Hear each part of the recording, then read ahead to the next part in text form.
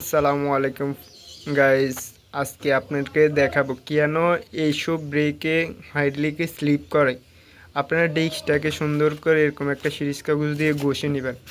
ঘষার পর আপনারা একটু সাবান দিয়ে হালকা প্লেটটাকে ধুয়ে নেবেন। প্লেটটা ধোয়ার পরেই আপনারা সুন্দর করে মুছে ব্রেকটা হালকা একটু টাইট দিয়ে দেখবেন ইনশাল্লাহ ব্রেক ধরবে। তারপরে এই হাইড্রোলিকে আপনারা যদি কখনো কোনো সমস্যা দেখেন, এই হাইড্রোলিক যদি লুজ হয়ে যায়, শুধু এই নাটটা একটু টাইট দিলে হালকা টাইট হয়ে যাবে ব্রেকটা।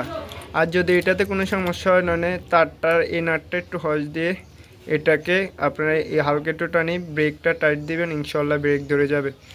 এই ছিল আজকের ভিডিও। আর এরকম একটা এলএনজি থাকলে ইনশাল্লাহ ঘরে বসে আপনারা সকল কাজ করে ফেলতে পারবেন। এগুলা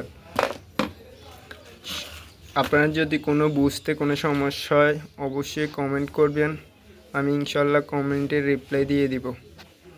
আর যদি পরবর্তীতে কি ভিডিও দেখতে চান আমাকে জানায়েন, কোনো সমস্যা নাই, 1 মিনিটেই সমাধান। আর আপনারা মিস্ত্রির কাছে যেয়ে 200 টাকা দেওয়া লাগবে না, আপনারা নিজেরাই ইনশাল্লাহ পেরে যাবেন যদি আমার এই কথাটা ফলো রাখেন।